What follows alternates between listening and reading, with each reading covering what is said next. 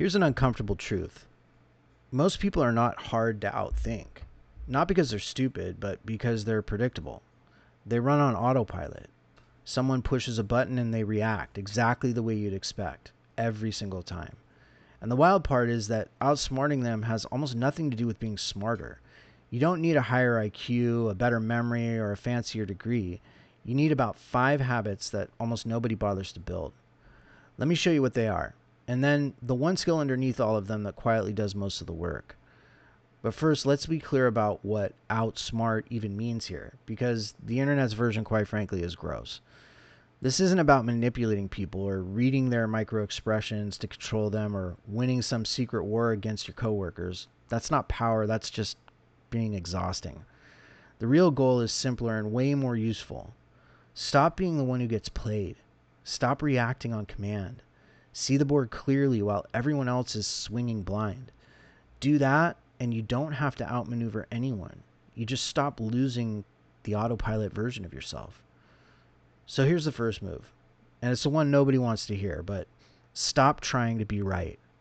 When most people get disagreed with, they go to war. They argue, they dig in, they try to prove the other person's an idiot, and it never works. You've never once watched someone get insulted into changing their mind. Sharp people do the opposite. They get curious. They ask, what makes you see it that way? Not as a trap, but actually to understand. And something strange happens. When you stop pushing, people stop defending. They open up. Sometimes they even talk themselves out of their own position with no help from you. You can't force someone to agree, but you can hand them the space to rethink. And that's far more powerful than winning the argument. Second, zoom out. The average person gets trapped by the thing right in front of them. One bad day means life is falling apart. One rejection means they're worthless. One failed attempt means quit. But when you train yourself to pull back like a camera, a problem stops being a catastrophe and becomes a puzzle. You stop asking, why is this happening to me? And start asking, what's the actual pattern here and what do I try next? Same situation, completely different brain. Remember, panic solves nothing. Patterns solve almost everything. Third, and this one's basically a cheat code that's 2,000 years old. Only spend energy on what you can control. Most people burn their whole day worrying about things they can't touch. What other people think of them, the weather, whether their boss is going to be in a good mood or not. It's a tax on your attention and pays out almost nothing. You can't control whether it rains, but you can control whether you bring an umbrella. You can't control what people think of you, but you can control whether you show up honest and prepared. The second you stop pouring energy into the uncontrollable, you suddenly have a startling amount of it left over for the stuff that actually moves the needle. Fourth, get comfortable with silence. Most people are terrified of a quiet moment, so they fill it. They blurt the first thing that pops into their head. They talk just to talk. And in the process, they hand over way more than they meant to. Sharper people just wait.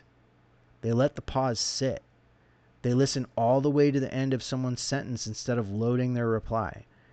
And here's the quiet irony. The person who talks less comes across as the one who knows more. Not because they do, but because every word they do say was chosen on purpose. Try it. Next time someone asks you something, count to 3 before you answer. Your answers start to get better, and so does everyone's read on you. Fifth, and this one is the one that ties the whole thing together. Pause before you react. Someone cuts you off, says something rude, throws you a curveball, and there's a tiny gap right there between what happened and what you do about it. Most people never notice that gap exists. They go straight from trigger to reaction every time. But that gap is the entire game. That's the space where you get to choose instead of just respond on autopilot. There's an old line, the one who angers you controls you. The moment someone can reliably make you snap, they've got a handle on you, whether they know it or not or whether you know it or not. Learn to live in that pause, and suddenly nobody's got the handle but you. So those are the 5. Curiosity over ego, zoom out, control what you can, use silence, pause before reacting. But underneath all of them is the one skill almost nobody connects to intelligence. And it might be the single most underrated advantage a person can build. Learn to think clearly by learning to write. I know, underwhelming, right? But here's the thing. Here's what schools never tell you. Writing isn't about grammar or grades. Writing is thinking. When you force a messy, half-formed idea onto a blank page and make it make sense, you find out instantly whether you actually understand it or you just thought you did. The page doesn't let you fake it. And the person who can take a tangle of thoughts and lay them out in clean, clear order, who can make a point, build a case, say exactly what they mean, that person is almost impossible to push around. Put them in a disagreement and they don't get loud, they get organized. And organized beats loud every single time. That's not a school skill, that's leverage. People give clear thinkers opportunities, money, and influence simply because clarity is so friggin' rare. It looks like a superpower. So let's pull it all back together. You don't outsmart the majority by knowing more facts than they do. You do it by refusing to run on autopilot, by getting curious instead of defensive, zooming out instead of spiraling, guarding your energy, using silence, and living in that gap between trigger and response. And then you sharpen the whole thing by learning to think on paper until your ideas are actually clear. The majority will keep reacting. You'll be the one thinking. That's the entire difference. And it was never about IQ. So here's your one move for this week. Pick a single one of these, just one, and run it for 7 days.